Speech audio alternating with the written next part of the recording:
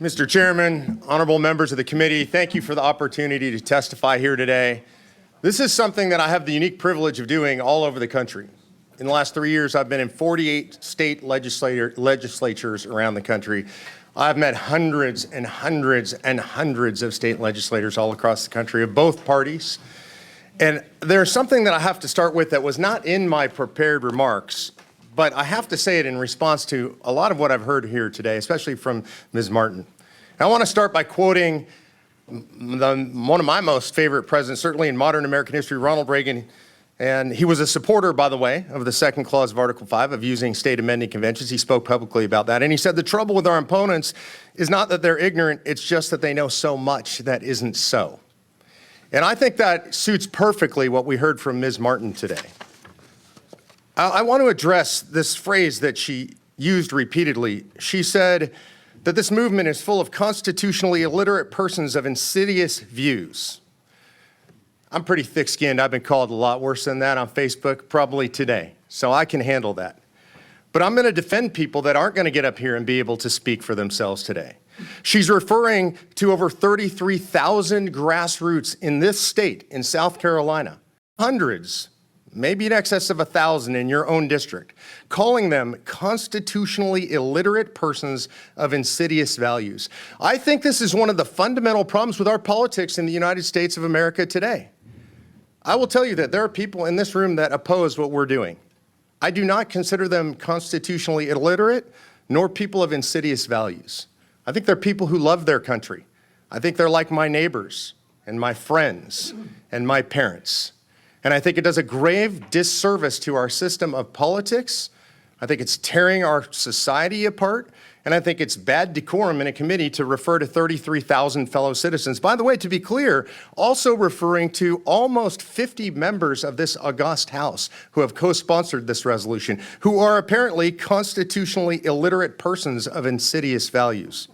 Also referring, to be clear, to 22 members of your august Senate, many of whom I've met and have the privilege to know, who are here serving for the right reasons, because they love South Carolina, because they love their neighbors and their friends, they love God, they love their country. These are not persons of constitutionally illiterate persons of insidious values. There are others here today that can't speak for themselves that I have to defend. She repeatedly attacked Mark Levin, one of the greatest living American patriots, one of the greatest constitutional scholars in modern American history. He's written 7 best-selling books on various legal subjects, including the Supreme Court itself, including Article 5, probably the greatest, one of the greatest living scholars on Article 5 itself, attacked as a constitutionally illiterate person of insidious values. Mark Levin, by the way, who was the chief of staff for Attorney General Edwin Meese under Ronald Reagan. She attacked, by extension, Chuck Cooper, President Reagan's personal constitutional attorney who serves on our legal advisory board, who stands for this, who is apparently now, who, by the way, has litigated for the NRA on behalf of the NRA for 30 years, Second Amendment cases at the Supreme Court, apparently now a constitutionally illiterate person of insidious values. She attacked Professor Randy Barnett, the greatest libertarian constitutional scholar in America, president of the Georgetown Center for the Constitution, as a constitutionally illiterate person of insidious views. She attacked Robbie George, the greatest conservative constitutional professor in the United States of America at Princeton. All of these people and many more, over 4.3 million people in the United States of America that support this movement today, she has called them, and our opponents call them, constitutionally illiterate persons of insidious views. She said moral and wise people haven't been in charge of anything in this country in the last 100 years. Unlike Ms. Martin, I have had the opportunity to meet you and hundreds of people like you in state legislatures all over the country. And I will tell you, when I go to Washington, D.C., there might be a little bit more I agree with Ms. Martin there. I don't like Washington, D.C. very much. I'm a regular guy. I'm a country lawyer myself. And I don't like the way things are run in Washington, D.C. But I can tell you, having traveled to 48 states around this country and the legislatures in most of them, that's where I meet the Americans who inspire me the most.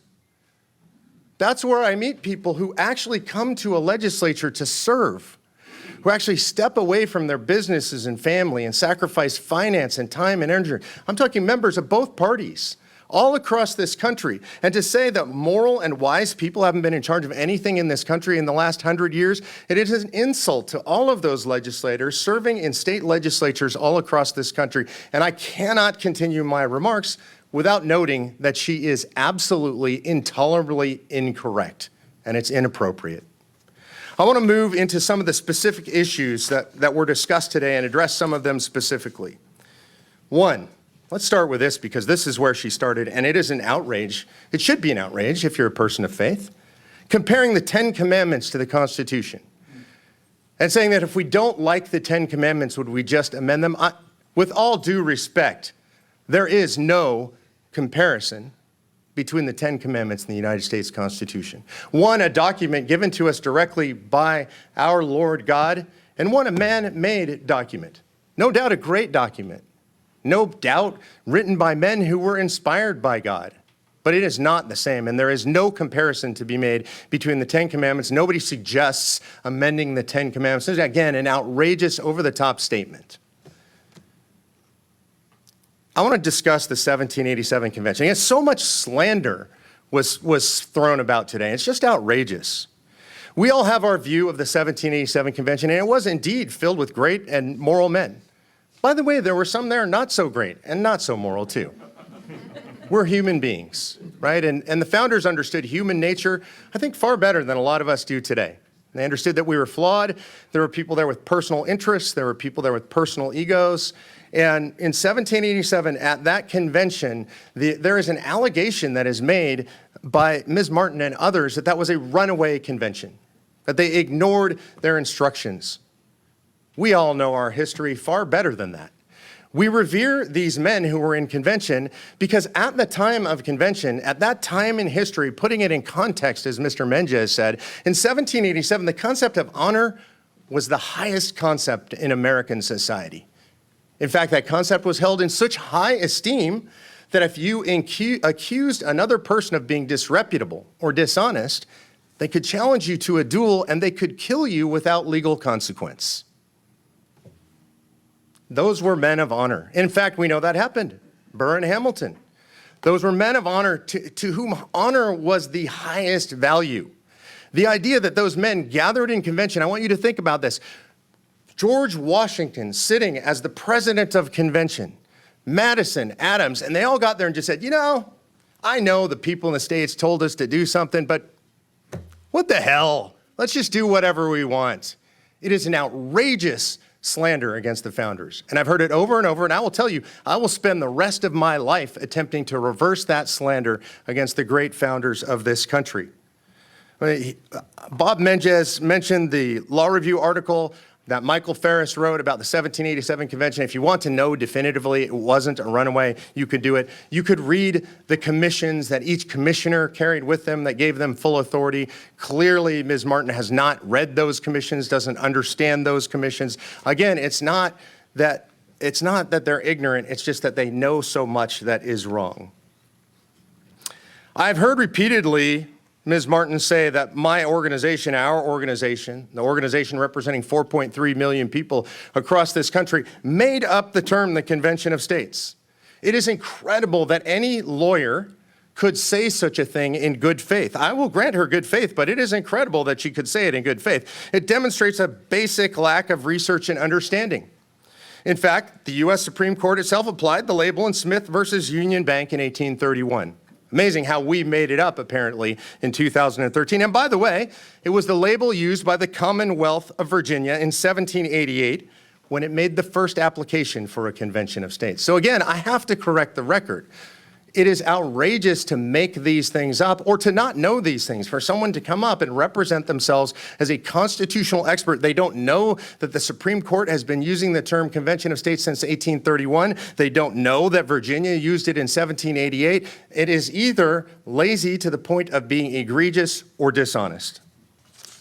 By the way, in a soon-to-be-published law review article by Professor Robert Nadelson, the #1 expert on Article 5 in the country, he chronicles and demonstrates the consistent use of that term by the founding era state officials. It was used over and over and over. Ms. Martin claims that Congress can use its powers under the necessary and proper clause to control a convention. Again, this demonstrates just a very basic ignorance about court precedents on Article 5. The federal courts have explicitly rejected this idea. You can go look at Idaho versus Freeman. Look, any of us who are lawyers in this room, you can go to Lexis, type in Idaho versus Freeman, you're going to find all this stuff. So this is why it's so outrageous to me that people make these allegations. And by the way, I want you to imagine what our nation would look like if the necessary and proper clause could be used to control a convention. The founders specifically said that they wanted to do a convention so the states would have some power. And then apparently, according to our opponents, the founders were also so stupid that they gave Congress, the people who the founders were trying to control, power over that convention. It makes absolutely no sense from a common sense basis. Our opponents claim that amendments used or proposed to impose additional clarity on limitations on federal power somehow do the reverse and grant it power it doesn't have. She referred over and over to Mark Levin's book. Like, I don't need to defend Mark Levin, a much greater constitutional scholar than I am, frankly, a much better man than I am, contributed much more to our society. He can defend himself, but I'm going to tell you, this shows, again, a basic misunderstanding of constitutional principle. In the Constitution, the way that power is granted in every single case, grants of power are made explicitly. Congress shall have the power. They use the permissive verb, each house may determine the rules, or by implying it by reason of a future imperative. Each house shall be the judge of elections. Amendments that increase federal power follow the same practice. It's elementary that while exceptions can confirm stated grants, in the absence of granting language, they don't add to existing grants. That's just not even legally sensical. Any lawyer can tell you this. I'll give you an example. The Fourth Amendment doesn't create federal power over reasonable searches and the ability to engage in reasonable searches and seizures. That authority rests on enumerated powers. They don't get their power from how do you get power from a limitation? It absolutely makes no sense. Opponents have claimed an Article 5 convention to propose amendments is dangerous and that the commissioners will go rogue and they're going to rip up the Constitution, they're going to dance on the pieces, they're going to have a big bonfire, and then they're going to replace it with some crazy North American Union Constitution. Apparently put together, and this has been said by Ms. Martin here today, partially, she said it in Missouri when she testified, apparently put together by President George Bush, Heidi Cruz, the President of Mexico, and the Prime Minister of Canada meeting at George Bush's ranch in Crawford. This was news to me, but apparently this is what this movement is all about. Look, the only thing that I can say that I'm very glad about is at least the aliens are not involved. This is an outrageous slander, again, for 4.3 million people, scholars all over the country, hundreds and hundreds of co-sponsors across the country, and it has to be cleared up. Like, this is something that we do know. Throughout American history, there have been literally dozens of interstate conventions. There were 11 conventions before 1787. There was the 1787 convention, which we have definitively proven was not a runaway, and there have been over 30 interstate conventions since. No one can point to a single example ever in all of American history of a runaway convention. This is fear-mongering and cowardice at its worst. I will close with this. Those of us who oppose this and those of us who are in favor see the same problem in Washington, D.C. Parties, across party lines, we see the same problem in Washington, D.C. Sometimes we think it's worse if we're on the left and there's a president and a Congress of the right, or vice versa. But all of us are tired of it. Today, 72% of Americans say the federal government is too big and does too much. A friend of mine coined the phrase that reality is an acquired taste. I'm a connoisseur of reality. We live in a time when the Supreme Court does what it does, when Congress does what it does, and we have to deal with those things as a reality. It would be phenomenal if Article 1, Section 8 could somehow just limit the scope, power, and jurisdiction of the federal government. It would be phenomenal. I've yet to see anybody propose a realistic plan for how to get them to do that. Serving as senior advisors to our organization, Senator Tom Coburn, who has the highest overall conservative rating in modern American history, and Senator Jim DeMint, I think he's number 2, both serve there in both houses. I know a lot of you know Jim DeMint. And they both came away saying, Washington, D.C. will never fix itself. And that's why they got involved in the Convention of States project. There has got to be a solution to this problem, because 20 years, 25 years from now, our children, our grandchildren, our great-grandchildren are going to look back and they're either going to say, thank God you did what it took to save the republic, or tell me what it was like when people were free in America. The Supreme Court is out of control. We all know that. If people talk about the Constitution, they're saying we should just enforce the Constitution. By the way, you could buy a Constitution from the government publishing office.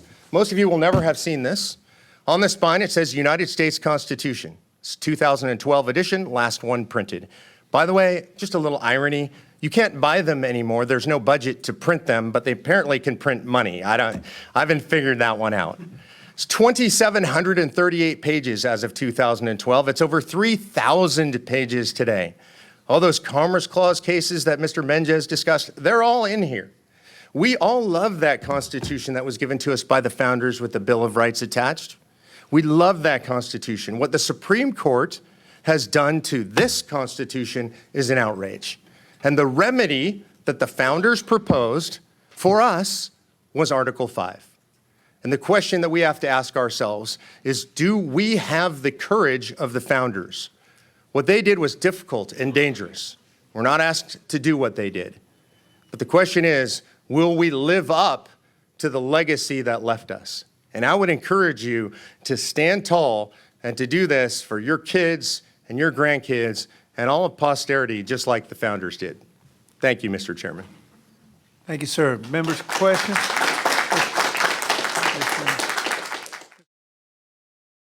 Go to conventionofstates.com, press the button, sign the petition.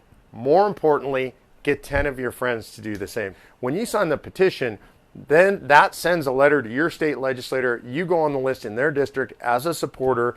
We deliver those lists to the state legislators. It means something to them.